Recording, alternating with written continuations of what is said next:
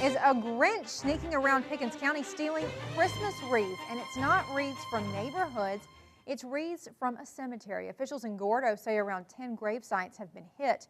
Gordo Police Chief Todd Hall says on Monday the police department started getting calls that someone had stolen Christmas decorations at the city cemetery. Dixie Sanders says her parents' gravesite was hit.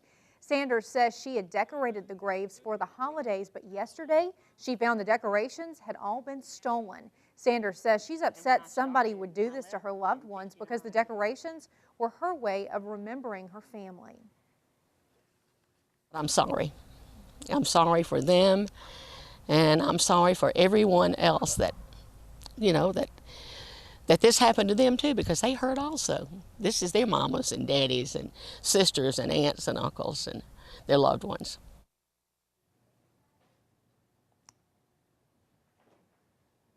Now, authorities say they've installed surveillance cameras at the cemetery to help find the people responsible. If you have any information, you can call the Gordo Police Dispatch. Here's the number, 205-367-9804. New for you at 5 o'clock tonight, a top Alabama leader is talking about the new ethics law putting restrictions on gifts students give to their teachers. Senator Del Marsh, the highest-ranking member of the state Senate, was the guest speaker at the West Alabama Chamber of Commerce Chamber in Session event today.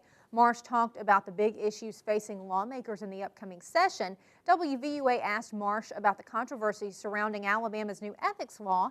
As we've reported, the new law prevents students from giving teachers seasonal gifts over $25. Marsh said he believes the issue has been overblown. The reality is this: you can still spend $25 on a teacher. In my days, with my children, when I was in school, I don't think that's a number that is outrageous, and I think that most gifts are under that anyway. I think it's just been something that's been blown up. Governor Bentley has said several state Senate leaders are planning to co-sponsor a bill that would eliminate teachers from falling under the new ethics law. Coming up tonight at 6, Senator Marsh speaks out about Alabama's controversial new immigration law. New for you at 5, a new poll shows Alabamians are divided over Alabama's new immigration law. The survey was conducted by the Center for Leadership and Public Policy at Alabama State University. Researchers say 67% said there was a need for the law, but when it came to the law being fair, 48% said yes, 37% said no, 14% were simply not familiar with the law. Researchers say many people say there's a need for the law, but they aren't sure this is the right one. The random telephone survey of 525 adults was conducted between November 1st and December 8th. Tonight is your chance to speak out about possible changes for a Tuscaloosa post office.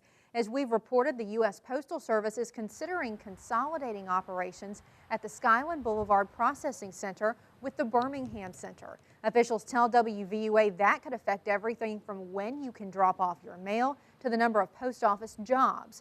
Tonight, they're hosting a public meeting to answer questions and to get feedback. Officials say your input will be considered before they make a final decision. That meeting kicks off at 6:30 tonight at Stillman College in the Cordell Wynn Humanities and Fine Arts Center. After nearly 9 years, the U.S. war in Iraq is officially over. Troops lowered the flag that had flown over Baghdad today, marking the end of the U.S. military mission there. The casing of the colors ceremony symbolically marks the end of the mission. Around 150 U.S. troops will remain in Iraq. The others are all headed home. Defense Secretary Leon Panetta was on hand for the ceremony and remembered the nearly 4,500 troops who were killed and the more than 30,000 wounded warriors. To all of the men and women in uniform today, your nation is deeply indebted to you. You have done everything your nation asked you to do and more. Your dedication, your commitment to this mission has been the driving force behind the remarkable progress that we've seen here in Baghdad and across this country. The closing means nearly all U.S. troops are coming home before the December 31st deadline.